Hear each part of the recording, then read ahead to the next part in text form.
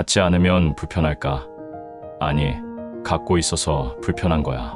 법정 스님, 한국 불교의 거장, 무소유의 저자, 역설이다. 가지는 것이 불편. 어떻게? 많이 가질수록 지킬 것이 많아진다. 잃을까봐 불안하고 관리하느라 지친다. 집을 사면 관리해야 한다.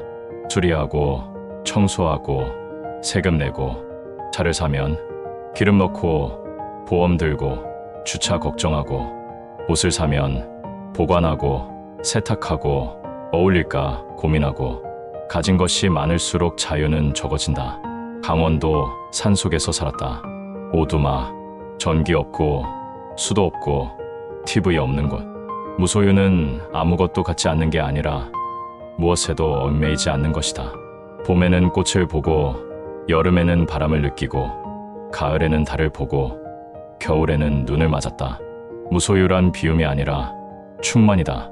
2010년 3월 11일 78세로 입적했다. 유언은 간단했다. 내 몸을 태워 뼈가루는 바람에 날려라. 남긴 것도 없었고 가져가는 것도 없었다. 하지만 그의 가르침은 살아있다. 법정, 1975년 무소유 출간. 평생 단순하게 살았다. 하지만 그의 글은 수백만 명에게 닿았다. 삶이 내게 준 모든 것이 이미 충분하다. 지금부터 그가 발견한 것을 파헤쳐보자. 왜 소유가 불편한가? 비움이 어떻게 충만인가? 그리고 진정한 자유는 어디에 있는가? 많을수록 불안하다. 핵심 통찰이다. 소유는 소유당함이다. 사람들은 생각한다. 더 많이 가지면 더 안전할 거야. 더 많이 가지면 더 행복할 거야. 하지만 역설이다. 많이 가질수록 더 불안하다. 집이 있으면 도둑이 들까봐 불안하다. 화재가 날까봐 걱정된다. 집값이 떨어질까봐 전전긍긍한다. 차가 있으면 긁힐까봐 조심스럽다. 사고 날까봐 두렵다. 새 모델 나오면 부족하다고 느낀다. 돈이 있으면 잃을까봐 불안하다. 사기당할까봐 의심스럽다. 더 벌어야 한다는 강박이 생긴다. 가진 것이 우리를 지배한다. 소유한 순간 소유당한다. 오늘 나를 보자. 사람들은 물건으로 가득한 집에 산다. 옷장엔 안 입는 옷이 넘친다. 서랍엔 안 쓰는 물건이 쌓인다. 창고엔 버리지 못한 것들이 있다. 왜 버리지 못하나? 나중에 쓸지도 몰라. 아까워. 돈 주고 산 건데. 결국 물건을 위해 공간을 비우고, 물건을 위해 돈을 쓰고, 물건을 위해 시간을 쓴다. 당신이 물건을 소유하는가? 아니면 물건이 당신을 소유하는가? 관리의 노예. 또 다른 관찰이다. 소유는 관리를 낳는다. 그리고 관리는 자유를 빼앗는다. 집 하나를 가지면 청소해야 하고, 수리해야 하고, 관리해야 한다. 시간이 든다. 에너지가 든다. 돈이 든다. 옷이 많으면 정리해야 하고, 세탁해야 하고, 보관해야 한다. 매일 아침 무엇을 입을지 고민한다. 시간이 든다. 물건이 많으면 찾느라 시간 낭비하고, 정리하느라 주말을 쓰고, 관리하느라 스트레스 받는다. 우리는 물건의 주인이 아니라 물건의 노예가 된다. 강원도 산속 오두막. 가진 것은 책 몇 권, 옷 두어 벌, 밥그릇 하나, 담요 한 장, 청소 10분, 정리 5분, 관리 필요 없다. 자유로웠다. 시간도 마음도. 회사원이 있다. 집을 샀다. 대출을 받았다. 이제 30년간 갚아야 한다. 매달 월급의 절반이 나간다. 그만두고 싶어도 그만둘 수 없다. 집이 그를 묶어둔다. 또 다른 사람이 있다. 명품 가방을 샀다. 비쌌다. 이제 조심스럽다. 비 오는 날 들고 나가지 못한다. 편하게 아무 곳에나 놓지 못한다. 가방이 그녀를 긴장시킨다. 무엇을 가지면 그것에 묶인다. 소유의 불편함을 이해했다면 이제 대안을 봐야 한다. 비움이란 무엇인가? 단순함의 아름다움. 그의 미학이다. 단순하게 살수록 본질이 보인다. 사람들은 생각한다. 많을수록 풍요롭다. 다양할수록 행복하다. 하지만 많을수록 산만하고 다양할수록 혼란스럽다. 무소유에 이렇게 적혀있다. 나는 아침에 일어나 창을 열고 새소리를 듣는다. 그것으로 충분하다. 새소리, 바람, 햇살, 단순하다. 하지만 충만하다. 어떤 사람은 집에 TV 3대, 컴퓨터 2대, 스마트폰 2개가 있다. 하지만 새소리를 들어본 지 오래다. 어떤 사람은 옷장에 옷이 가득하다.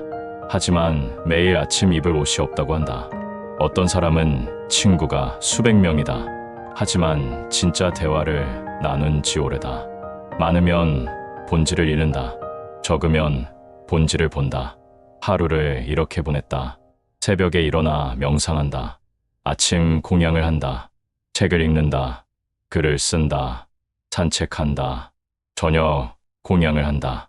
다시 명상한다. 잔다. 단순했다. 하지만 충만했다. 당신의 하루에서 무엇을 빼면 본질만 남는가? 자연이 주는 것으로 충분하다. 발견한 진리다. 소유하지 않아도 누릴 수 있다. 집이 없어도 하늘이 있다. 차가 없어도 길이 있다. TV가 없어도 별이 있다.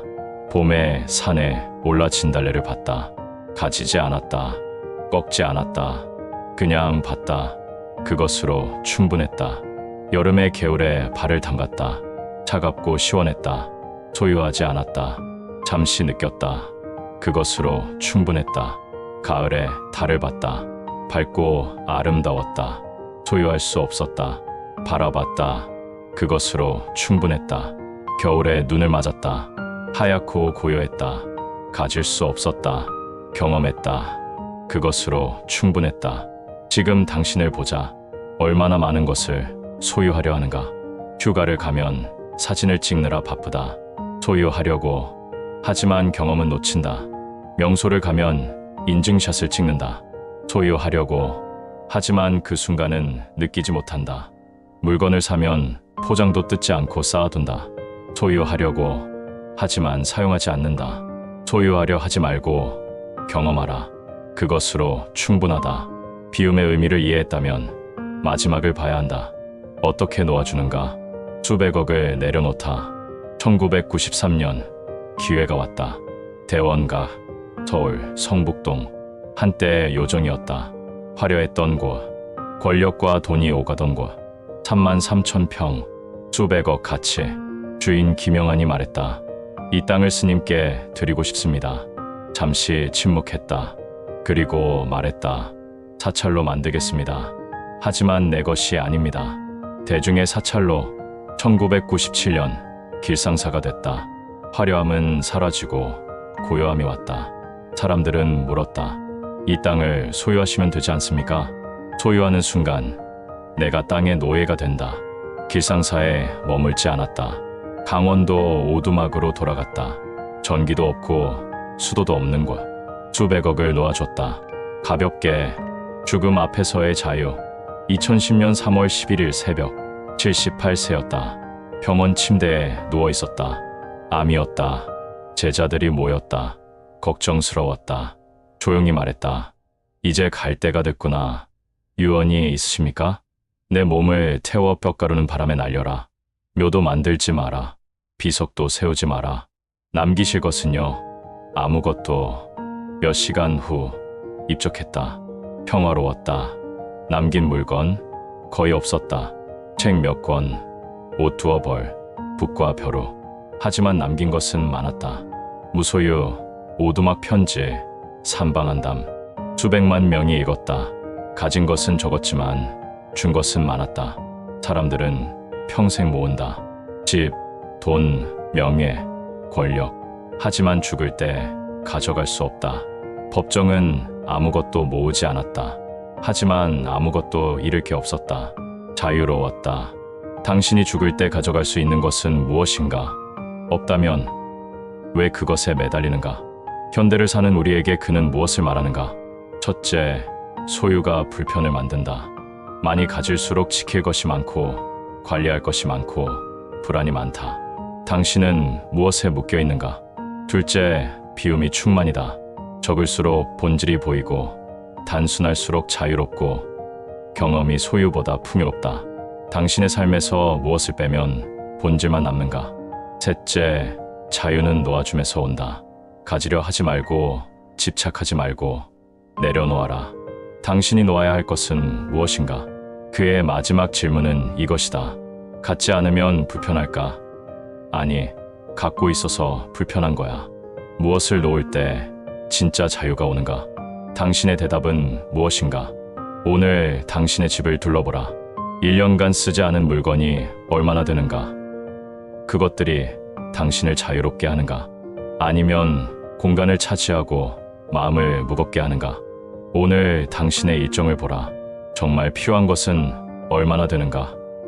그것들이 당신을 행복하게 하는가? 아니면 피곤하게 만드는가? 오늘 당신의 관계를 보라. 진짜 의미 있는 사람은 누구인가? 형식적인 만남이 시간을 빼앗고 있지는 않은가? 그는 우리에게 선택을 요구한다. 더 가질 것인가? 덜 가질 것인가?